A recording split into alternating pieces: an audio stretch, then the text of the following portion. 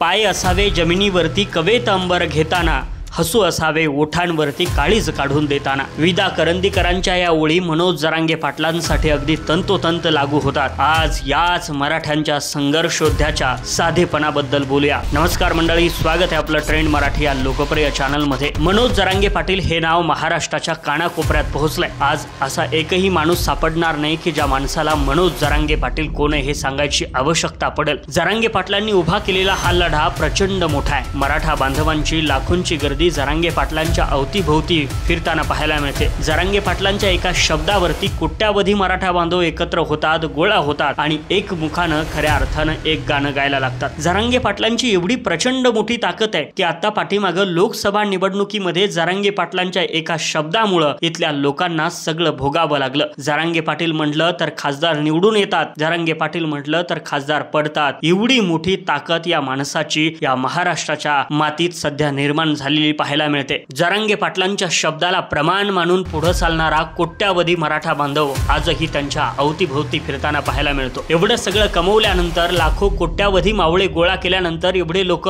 एवढी प्रसिद्धी, या सगळ्या गोष्टी मिळवल्यानंतर एखाद्या माणसाचा इगो जागा होतो। परंतु जरांगे पाटलांनी हे होऊ दिलं नाही। शेवटपर्यंत त्यांनी आपले पाय जमिनीवरनं सरकू दिले नाही आणि याचा वेळोवेळी प्रत्यय आपल्याला आलेला पाहायला मिळतो। जरांगे पाटील जमिनीवरती बसून जेवतानाचे व्हिडिओ सुद्धा सोशल मीडियावरती व्हायरल होतात आणि ते व्हिडिओ व्हायरल झाल्याच्या नंतर लोकांना वाटतं की हा माणूस आपल्यातला आहे। सर्वसामान्य घरात थांबतो, चटणी मिरची भाकर जे मिळेल ते खायचा प्रयत्न करतो आणि जरांगे पाटील म्हणजे काही वेगळा माणूस नाही तर आपल्या घरातला माणूस लोकांना वाटायला लागतं आणि म्हणूनच एवढं प्रेम जरांगे पाटलांना मिळताना पाहायला मिळतं। एवढे दौरे आहेत, एवढ्या सभा जरांगे पाटलांच्या होतात, परंतु जिथं कुणी हार घेऊन उभा राहील तिथं जरांगे पाटलांची गाडी थांबते, ही एक विशेषच आहे। जरांगे पाटलांच्या एवढ्या मोठमोठ्या सभा होतात, लाखोंची गर्दी त्यांची वाट पाहते, परंतु वाटेत असणाऱ्या प्रत्येक मराठा बांधवाचा हार गळ्यात घातल्याशिवाय हा माणूस पुढे जात नाही आणि हेच जरांगे पाटलांचं मोठेपण अधोरेखित करताना पाहायला मिळतं। रस्त्यात कुणी माणूस दिसला तर त्याला हात दाखवत जरांगे पाटील पुढे जातात। गर्दीमध्ये प्रत्येकाला खऱ्या अर्थानं आपलं करून घेण्याचं काम जरांगे पाटील करतात। प्रत्येकाला दोन शब्द का होईना प्रेमाचे बोलून जरांगे पाटील पुढे सभेसाठी, दौऱ्यासाठी जाताना पाहायला मिळतात आणि या ठिकाणी लक्षात येतं की जरांगे पाटलांचे पाय अजूनही जमिनीवरतीच आहेत। जरांगे पाटील हे सर्वसामान्यांचं नेतृत्व आहे। लोकसभेमध्ये जरांगे पाटलांच्या शब्दाचा इफेक्ट होतो, जरांगे फॅक्टर चालतो। एवढं सगळं असताना सुद्धा या माणसानं शेवटपर्यंत स्वतःचा साधेपणा मात्र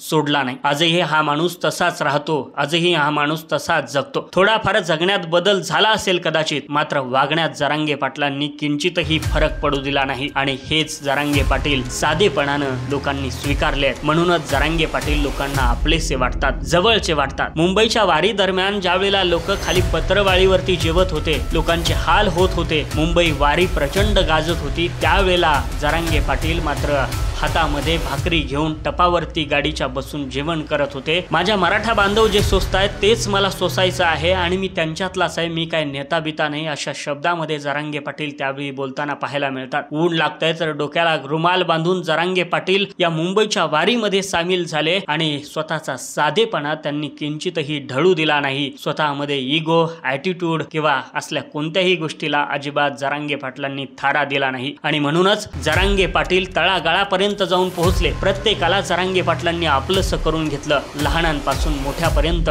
जरांगे पाटील आजही आपले आपले प्रत्येकाला वाटायला लागतात। एवढी प्रसिद्धी मिळाली पण जरांगे पाटील लहान मुलं भेटली, लहान लेकरं भेटली तर त्यांच्या जवळ बसतात। मी एवढा मोठा झालोय, मला महाराष्ट्राच्या बाहेर सुद्धा लोक मानायला लागलेत, कर्नाटकात माझ्या सभा व्हायला लागल्यात, त्या सगळ्या गोष्टी डोक्यातून बाजूला काढून लहान लेकरासोबत बसून खेळत बागडत जरांगे पाटील स्वतःचा वेळ घालवताना पाहायला मिळतात। आजही सर्वसाधारण एखाद्या खुर्चीवरती बसून हा माणूस खऱ्या अर्थानं प्लॅन करतो, नियोजन जरांगे पाटील ही प्रचंड मोठी ताकद जरी तयार झालेली असली तरी जरांगे पाटलांचा साधेपणा मात्र जरांगे पाटलांनी अजिबात कमी होऊ दिला नाही। कोट्यावधी मराठा बांधव जरांगे पाटलांवरती प्रेम करतात, मात्र जरांगे पाटलांना सलाईन कुठं लावली जाते तर घराच्या खिडकीला एक सलाईनची बाटली अडकून जरांगे पाटलांना सलाईन लावली जाते। या सगळ्या गोष्टीत जरांगे पाटलांना अजिबात कमीपणा वाटत नाही। मी एवढा मोठा स्टार आहे, मी आता एवढा प्रसिद्ध झालोय, बांधवांनी हिंदुत्ववाद्यांनी मराठ्यांनी मला एवढं डोक्यावर घेतलंय, मग मला VIP व्यवस्था पाहिजे? अजिबात नाही. घराच्या खिडकीच्या बाजूला खॉट टाकलेला आहे, तिथं जरांगे पाटील स्वतःच्या